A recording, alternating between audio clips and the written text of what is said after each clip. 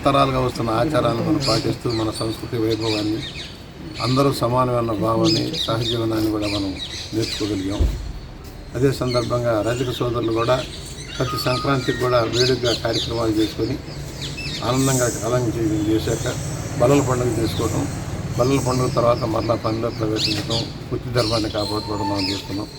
రజక సోదరుల జీవితాల్లో వెలుగు నిండాల్సిన అవసరం ఉంది.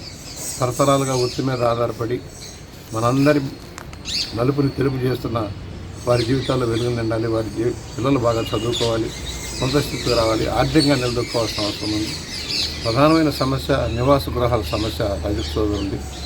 ఎందుకంటే మైలబట్ల అన్న పేరుతో అద్దెకు కూడా ఇవ్వడానికి కూడా వెనకాడుతూ ఉంటారు. వీళ్ళకి ప్రత్యేక కాలనీలు ఏర్పాటు చేయాల్సిన అవసరం ఉంది.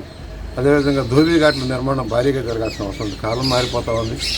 దురదృష్టవశాత్తు స్థానిక సంస్థల్లో కూడా సరైన సౌకర్యాలు ఏర్పాటు చేయకపోవడం, వారికి ఉన్న చెరువులు కూడా ఎవరెవరికి లీజుకి ఇవ్వడం వల్ల పూర్తి ఇబ్బందులు ఎదుర్కొంటూ ఉన్నారు.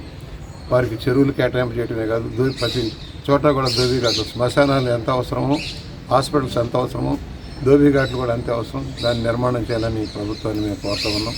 మా వంతు మేము కృషి చేసి గతంలో 1-2 ధోబీఘాట్లు ఏర్పాటు చేసాం. అయినా సరిపోదు. రాబోయే పుష్కరాల నాటికి భారీ ఎత్తున ధోబీఘాట్ల నిర్మాణం పూర్తి చేసి అధునాతన సౌకర్యాలు కూడా కల్పించి వారికి సహాయం చేయాలి. మరి ఏదైతే ఆవా రోడ్లో ధోబీఘాట్ని అభివృద్ధి చేస్తూ ఉన్నాం, అలాగే ఇన్నిస్పేట శ్మశాన వాటికి సమీపంలో ఉన్న ధోబీఘాట్ని కూడా అభివృద్ధి చేస్తూ ఉన్నాం.